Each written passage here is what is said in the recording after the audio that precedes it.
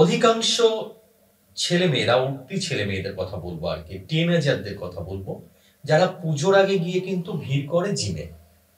পুজোর আগে জিমে যাচ্ছি, শো আপ। জিমটা কি শো আপের জায়গা? এটা একটা বড় বিষয় কিন্তু। এবং মেয়েরা জিমে যাচ্ছে, সকালবেলা জিমে যাচ্ছে, গলায় একটা তাওয়াল নিয়ে সে ফিরছে, কি ব্যাপার না, জিম থেকে এলাম, এই তো জিম করে এলাম। এই যে ব্যাপারটা, যেটা প্রথমেই ছিল যে মার্শাল দেখানোর একটা ব্যাপার, তো সেক্ষেত্রে দাঁড়িয়ে জিমে যাচ্ছি। তো এই যে আমরা বিগিনাররা যারা জিমে যাচ্ছেন, তারা কি শুধু শো আপের জন্য যায়? আর এই বিগিনাররা যদি জিমে যায়, তাহলে তাদের প্রথমে কি করা উচিত? সবাই জিমে গিয়ে আগে ওয়েট তুলতে চায়, বা জিমের যে তথাকথিত যে বিষয়গুলো আছে সেগুলো করতে চায়। এই করাটা কি উচিত তাদের?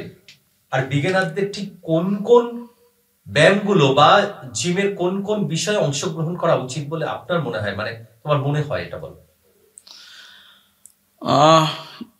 যেটা এই প্রশ্নটা হয়তো ছোট, কিন্তু এর উত্তরটা অনেকটাই বড় হবে। সেটা বলি যে জিমে গিয়ে কি ধরনের ব্যায়াম করা উচিত এখন, যারা প্রথম ঢুকছে। এবার এখানে হ্যাঁ, সবই আমি ওর মধ্যে ঢুকাচ্ছি আমি একসাথে আস্তে আস্তে। এবার মানে এটা কি হয়েছে, আমাদের সময় আমরা যখন জিমে ঢুকেছিলাম তখন এক ধরনের পরিবেশ পরিস্থিতি ছিল, এখন অনেক পরিবেশ পরিস্থিতি পাল্টে গেছে। ধরুন আমাদের সময় যারা একটা সময় যখন আমাদের এখানে সোশ্যাল মিডিয়ার যুগ শুরু হয়নি, ফেসবুক, ইউটিউব, হোয়াটসঅ্যাপ আসেনি, সেই সময় আমরা কি করতাম যে ব্যায়াম করতে হবে, কেউ না কেউ পাড়ার হোক, বাড়ির থেকে হোক, কি পাড়ার কোনো দাদার হোক, কাকার হোক, কেউ বয়স জ্যেষ্ঠ হোক, তারা বুদ্ধি পাবে, তারা ব্যায়াম কর, ঠিক আছে, উৎসাহিত করতো।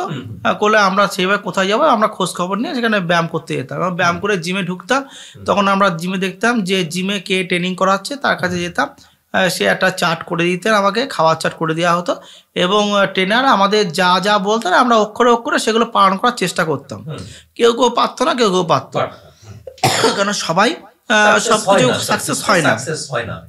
কিন্তু এখন যে বর্তমান যুগে সোশ্যাল মিডিয়া আসার পরে দেখা যায় যে যে ছেলেটা জিমে আসছে সে কিন্তু কোনো ফেসবুক, হোয়াটসঅ্যাপ, ইউটিউব, ইনস্টাগ্রামে বিভিন্ন মানুষের ভালো ফিগার দেখে, ফিজিক্স দেখে, কোনো হিরোর সিনেমা স্টারের বডি দেখে সে কিন্তু আসছে, এবং সে এসে সেটা আগে জেনে আসছে, সে ইউটিউবে ঘেটে তার খাবার দাবার, ব্যায়াম ট্যায়াম কি ধরনের সমস্ত কিছু দেখে আসছে।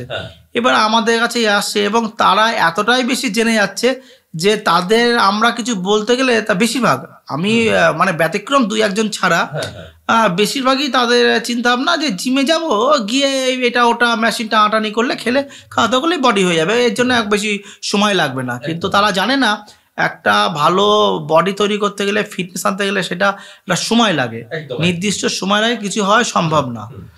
তা এই যে যেটা কথা বলা হলো পুজোর সময়, সে এই ট্রেন্ডটা আমাদের সময়ও ছিল, এখনো আছে, আগামী থাকবে। কিছু ছেলে মেয়েরা মনে করে যে পুজোর আগে 1-2 মাস আগে আমরা যাব, 1-2 মাস মধ্যে একদম স্লিম হয়ে, কিংবা কোনো যারা খুব রোগা তারা মনে করে ভালো ফিজিক করে, মাস গেন করে, ওয়েট গেন করে বেরিয়ে আসবে। কিন্তু এটা যে কতটা কঠিন সেটা বুঝতে পারে যখন, তারপরে সারা ওই ব্যায়ামটা ছেড়ে দেয়। আর যারা একদম মানসিকভাবে প্রস্তুত নিয়ে যায়, দীর্ঘদিন করে, 6 মাস, 8 মাস, 1 বছর সময় দেয়, আস্তে আস্তে আস্তে আস্তে তাদের শরীরটা গঠন হয়, তখন একবার যখন সে মোটামুটি দেখে যে না আমি জিমে আসার পরে আমার উন্নতি হচ্ছে, সে তখন কিন্তু আস্তে আস্তে জিমটাকে ধরে রাখে।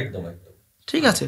এবার বিগিনারদের, আমি ব্যক্তিগতভাবে সব বিগিনারদের মানে ফ্রি হ্যান্ড এক্সারসাইজ, যোগাসন, বিভিন্ন এইগুলো একটু বেশি করায়। হ্যাঁ, যা চিন আপ হোক, পুল আপ হোক, পুশ আপ হোক, ইন্ডিয়ান ডিপস, ঠিক আছে, যে আছে যেসবগুলো আছে আমাদের, সেগুলোর বেশি বেশি করে করায়, কারণ এইগুলো হচ্ছে মূল ব্যায়াম। এই ব্যায়ামগুলো যখনই করবে না, তার একটা শরীরের শক্তি তৈরি হবে, তার মাসেলগুলো গঠন হবে, তারপরে সে ওয়েট ট্রেনিং করবে।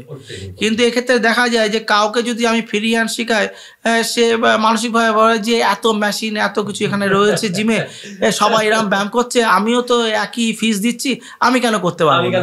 এবার তারা দেখলাম যে একটু অসন্তুষ্ট হয়। তো যখন থেকে অসন্তুষ্ট হয় তখন তো আমি বলি ঠিক আছে, তাহলে তোমরা তোমাদের মতন যেটা ফলোটা করো, কিন্তু যা করো সাবধানে করো, কোথাও না লেগে যায়। কেননা আমি একটা জিনিস বুঝি যে কেউ যদি আমাকে 100% আমাকে বিশ্বাস না করে যদি সে করে, তা সেক্ষেত্রে তো আমার কিছু করার থাকবে না। এবার সবসময় তো এমন না যে গলা বাড়িয়ে আমি মালা নেবো। এবার দেখা গেলো কিছু বলতে গেলাম, তখন সেই ছেলেটাই বাইরে গিয়ে বলবে হ্যাঁ ওই জিম ভালো না, ও স্যার কোনো ব্যায়াম করায় না, কি আমাদের ব্যায়াম শিখিয়েছে এই করতে হয়। এরকম দেখবেন, এরকম দেখা যায় যে অনেক এরকম সিনেমা আছে, হিন্দি সিনেমা আছে, ইংরাজি সিনেমা আছে, যেখানে শিক্ষামূলক এইসব ব্যাপারগুলো আছে, যে ট্রেনার একটা ব্যায়াম দিয়েছে, যে ট্রেনিং করতে গেছে তার এই করে কি এইসব ট্রেনিং কি করবে, দেখা যাচ্ছে পরবর্তীকালে সেইগুলো কাজে লেগে যায়। এবার আমাদের কাছে কোনো ছেলেরা আসলে আমরা প্রথমে চিন্তা করি যে এই ছেলেটা যদি আমার কাছে 6 থেকে 8 মাস কি 10 মাস থাকে কি 1 বছর থাকে, তাকে আমি এই ধরনের একটা ফিগার তৈরি করে দেবো। কিন্তু যে নতুন ছেলেটা আমার কাছে আসছে, সে চিন্তা ভাবনা নিয়ে আসে আমি এই ঢুকলাম, এই আমার এই কালকে কিংবা 1 মাসের মধ্যে আমার ফিগার তৈরি হয়ে যাবে।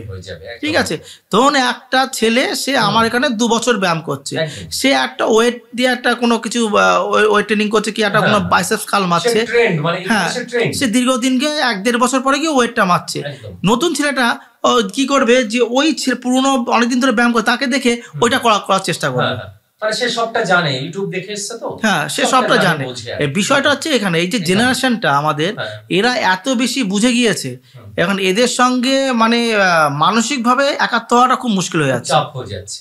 ঠিক আছে, পারিবারিক দিক থেকে, ওটা পারিবারিক দিক, সব দিক দিয়ে, এটা সমস্ত জায়গা দিয়ে এরা এত বেশি আগের থেকে জেনে যাচ্ছে। তারপরে মানে কোনো ওদের কিছু বলতে গেলে হ্যাঁ স্যার এটা আমি জানি তো, মানে এইটা আরো নিজেকে তখন প্রশ্ন করি যে এত কিছু যখন জানো তুমি এখানে এসছো কেন, বাইরে করতে পারতে। একদম একদম, এটা একটা তো বিষয়। ঠিক আছে, অতএব এইটা এরকম বিষয় না, নিরবিচ্ছিন্ন প্রক্রিয়া। এইটা করতে করতে করতে করতে আস্তে আস্তে একটা জায়গায় যায় যে পড়াশুনো যেমন আজকে কেউ যদি একটা মাধ্যমিক পাস করে, সে কিন্তু 1 থেকে 10 পর্যন্ত পড়াশোনা করে, তারপরে মাধ্যমিক, তারপরে একটা পরের স্টেজে যায়। সেটা তোমার সময় দিতে হবে, সময় দিলে না দিলে হবে না যে আজকে করব কালকে হবে, এটা কোনো বিষয় না। একদম একদম। যাক, এরপরে আর একটা বিষয় নিয়ে বলবো। বিষয়টা হচ্ছে কেউ বলে থাকেন মানে ও ব্যায়াম করে কি হবে, ব্যায়াম করলে মানুষ বেশি দিন বাঁচে না, ব্যায়াম করলে মানুষ বেশি দিন বাঁচে না, ব্যায়াম ছেড়ে দেওয়ার পরে বয়স হয়ে গেলে মাসেল ঢিলা হয়ে যাবে, বিভিন্ন ধরনের ব্যথা শরীরে আসবে, বিভিন্ন সমস্যা। যেমন আর তারা সঙ্গে সঙ্গে একটা উদাহরণ দেন, কেএফসির মালিক, সে তো এত খাওয়া দাওয়া করে এত বেশি বছর বেঁচে ছিলেন, কিন্তু যারা যোগ ব্যায়াম করেন তারা তো বেশি দিন বাঁচেন না। এই যে একটা মিথ চলে আসছে যে ব্যায়াম করলে কিছুদিন সুস্থ থাকা যায় কিন্তু জীবদ্দশা বৃদ্ধি পায় না, এটা সম্পর্কে কি বলা আছে, এটা কি বলা যায়? হ্যাঁ, আমি এর আগেও বলেছি যে এটা চর্চা করতে হবে। আমি কিছুদিনের জন্য চর্চা করে যদি মনে করি যে এটা আমি সুফল সারা জীবন পাবো, সেটা হতে পারে না। এবার দেখতে হবে যে কে বাঁচছে, কিভাবে বাঁচছে। আমি বেশি দিন বাঁচছি কিন্তু অসুস্থ হয়ে বাঁচছি, রোগ নিয়ে বাঁচছি। আর আমি বেশি দিন হয়তো বাঁচলাম না কিন্তু সুস্থ হয়ে বাঁচলাম, কাউকে আমি বাড়ির লোকদেরও কাউকে আমি জ্বালালাম, নিজেও আমি কষ্ট ভোগ করলাম না। এবার দেখতে হবে আমি কি দিয়ে বাঁচছি। এবার মৃত্যুর কারণ তো অনেক কিছু হতে পারে, কেউ অ্যাক্সিডেন্টও তাড়াতাড়ি মরে যেতে পারে। এখানে দাঁড়িয়ে এবার আমি যদি সেই কথার পরিপ্রেক্ষিতে এরম হতে পারে যে আমি বলছি যে একটা মানুষ সুস্থ হয়ে মানে বাঁচাটা কতদিন বাঁচে সেটা বড় বিষয় না, বিষয়টা হচ্ছে আমি কতদিন সুস্থ হয়ে বাঁচবো। আর কেএফসি যে লোক, কেএফসির জনক দীর্ঘদিন বেঁচেছে, কেএফসির জনক কি কেউ কি দেখেছে সে বাড়িতে বসে কেএফসির ওই জাঙ্ক ফুডগুলো যে সে নিজে সেগুলো খেয়েছে? তাও তো হতেই পারে তার বাড়িতে জিম নিজস্ব রয়েছে, নিজস্ব জিমে সে ব্যায়াম করেছে, হতে পারে, এটা অসম্ভব কিছুই না। কেএফসির মালিক বলে যে সে বাড়িতে ব্যায়াম করেনি, বাড়িতে জিম করে পার্সোনাল জিম করে সে করে, সেটা তো কেউ দেখতে যায়নি। এইটা কোনো উদাহরণ হতে পারে না। এবং না আরেকটু বলে দিই, আমি এখানে সংযোজন করি, সেটা হচ্ছে যে আমরা সবাই যে আমাদের মা বাবা সবাই পড়াশোনা করার কি জন্য, যে আমরা পড়াশোনা করে ডাক্তার ইঞ্জিনিয়ার হব, নাহলে এদের মধ্যে সরকারি চাকরি করবো। তার মধ্যে আমরা কজন সরকারি চাকরি হয়, কজন ডাক্তার ইঞ্জিনিয়ার হয়? তাহলে কি আমরা পড়াশোনা বন্ধ করে দিয়েছি? আমরা তো বলতে পারি যে পড়াশোনা করে কি হবে, তাহলে পড়াশোনা করার দরকার নেই। আমরা তো একটা লক্ষ্য নিয়ে এগোচ্ছি যে সেই লক্ষ্যটাকে পূর্ণ করতে হবে। যে ভালো পড়াশোনা করেছে সে ভালো জায়গায় গিয়েছে, যে ভালো পড়াশোনা সে ভালো জায়গায় যেতে পারেনি। তা তুমি যদি ভালো করে ব্যায়ামটা করো, তার নিশ্চয়ই তার সুফল আছে। তুমি যদি ব্যায়ামটা না করো, তুমি 1 বছর ব্যায়াম করে তুমি ভাবছো আমি 2 বছর 5 বছর ব্যায়াম করবো, কিন্তু আমি এসে তার সুফল আমি 30 বছর ধরে নেবো, সেটা তো হতে পারে না। না লাইফ টাইম নেবো আর কি, সেটা হতে পারে না একদম।